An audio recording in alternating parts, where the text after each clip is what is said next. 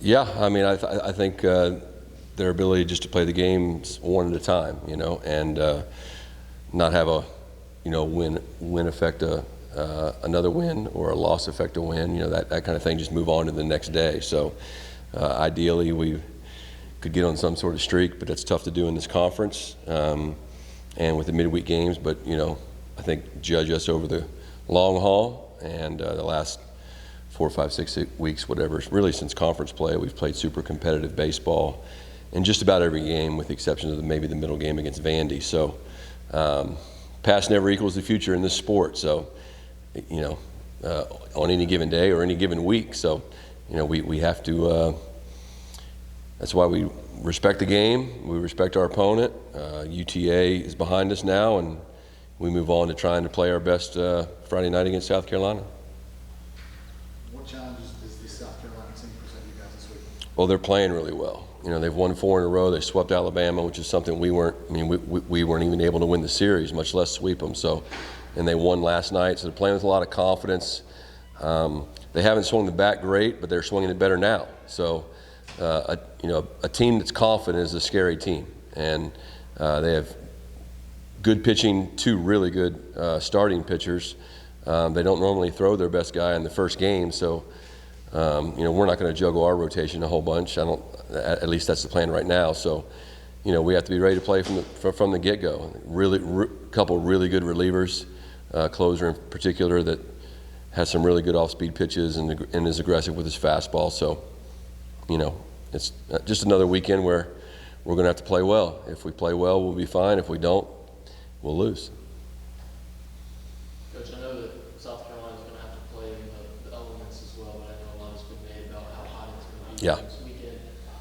How have you and your staff kind of adjusted, if at all, practice and training to prepare your team for what is going to be the hottest weekend of the season? Yeah, it's a really good question. And, I did something Tuesday night I've never been a part of, and definitely not as a head coach, where we took our pregame batting practice in shorts. I'm a pretty traditional baseball guy, so, but it's a lot warmer here than it is in Fort Worth, and what I'm used to.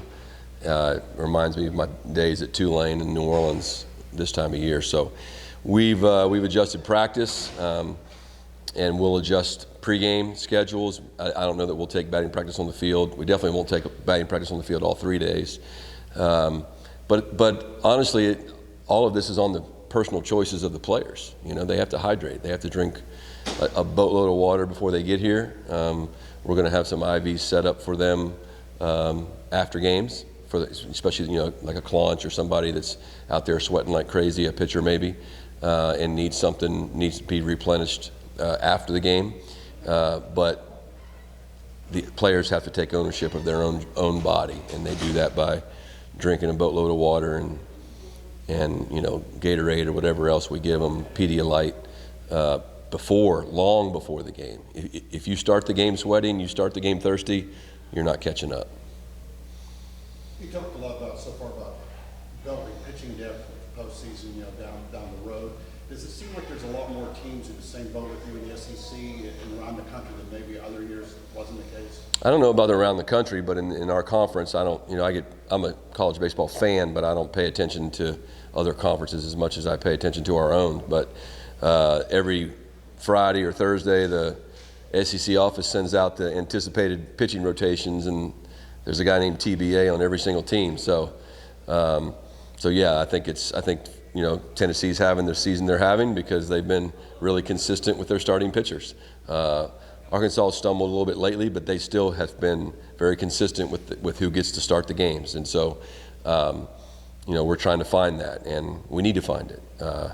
I'm not saying it can't be done to achieve your goals without it, but obviously we've survived to this point.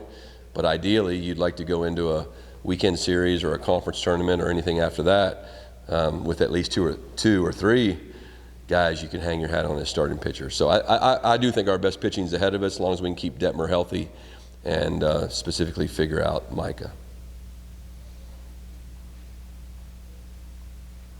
All good?